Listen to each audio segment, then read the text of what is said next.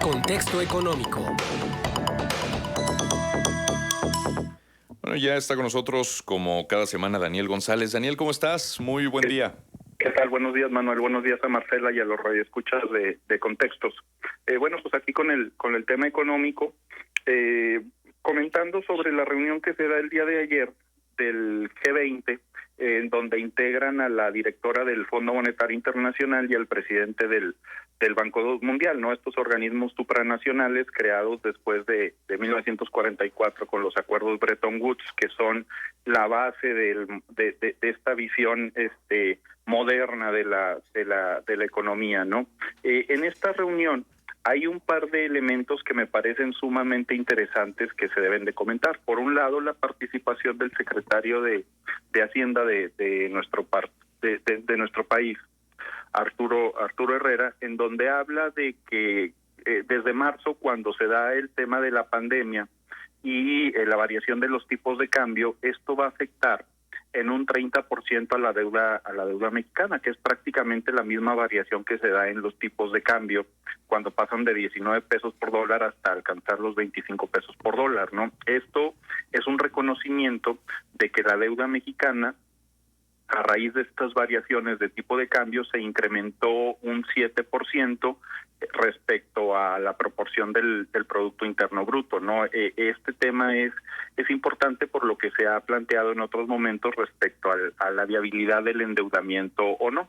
Entonces, ese tema es importante, pero también quisiera destacar precisamente las declaraciones de Kristalina Georgieva, directora gerente del Fondo Monetario Internacional, en donde reconoce que se han dado recursos en todo el mundo por alrededor de 11 billones de dólares. Para hacer un planteamiento a nuestros radioescuchas de qué estamos hablando, pues representa más o menos el tamaño de la economía china, lo que se han dado en recursos para paliar esta crisis a nivel mundial, ¿no? Prácticamente el valor de toda la producción de la segunda economía más grande del planeta, o el equivalente a las economías de Japón, de Alemania, de España y de Italia. No es poca cosa, pero aún bajo estas condiciones de apoyos que han dado estos organismos internacionales, el tema sigue siendo de mucha severidad, y aquí es donde quiero resaltar el planteamiento que se está haciendo.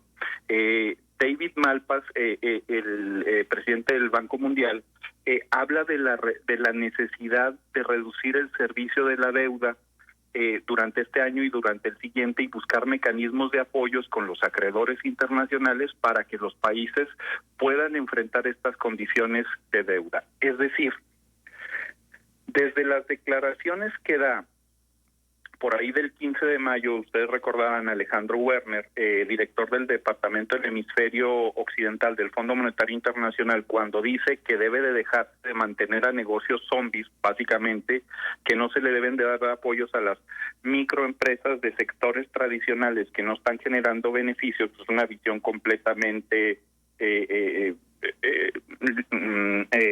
¿cómo podríamos decirla? Salvaje, ¿verdad? Por plantearlo de alguna manera.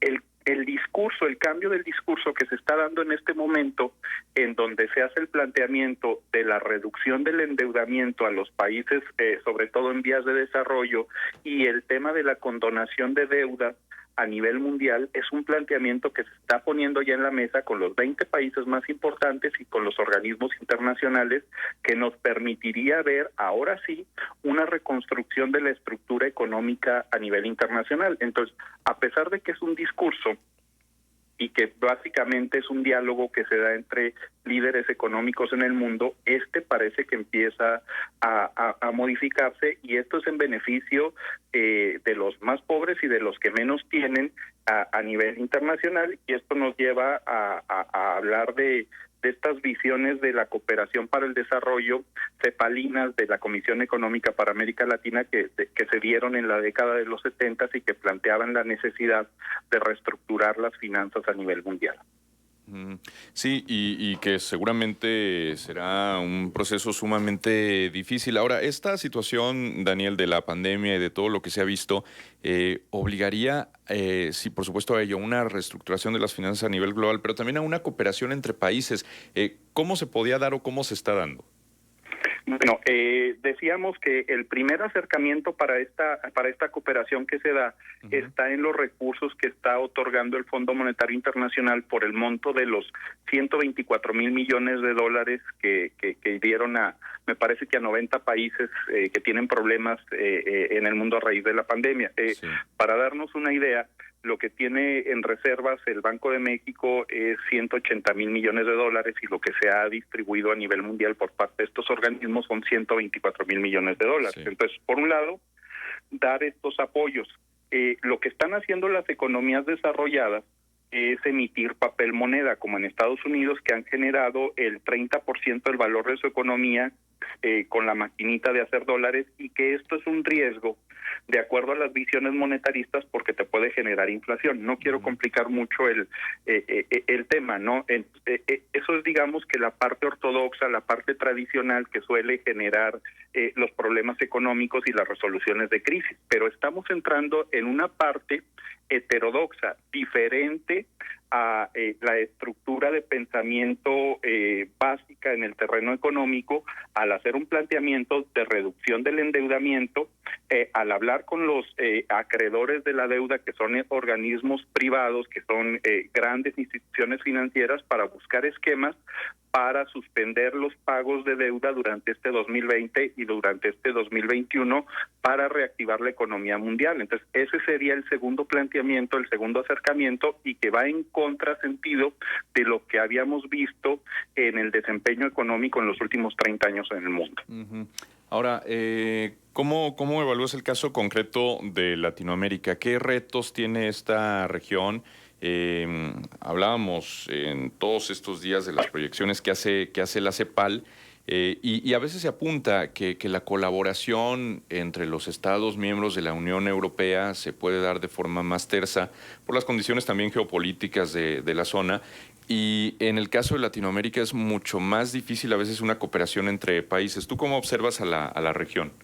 Bueno, por un lado, lo que pasa en América Latina es muy distinto de lo que sucede en Europa, porque en América Latina, como tú sabes, ha habido esfuerzos durante los últimos años por tener al continente dividido, ¿no? Estas visiones desde el asesinato de Pinochet en aquellos años, el tema de las dictaduras militares, y que es una lucha ideológica que se ha dado en América Latina durante muchos años, es un factor muy importante y que hoy está presente, tan así que estamos hablando que el proyecto de integración de América del Sur, considerando a México como esta visión latinoamericana, pues es básicamente un sueño. Entonces, por un lado, en la medida que América Latina no deje atrás estas visiones ideológicas, sin importar la parte de la izquierda y la derecha, sino que vean esta visión que ya planteábamos, cepalina, que me da gusto, porque es una propuesta específicamente de los pueblos latinoamericanos de visión del desarrollo.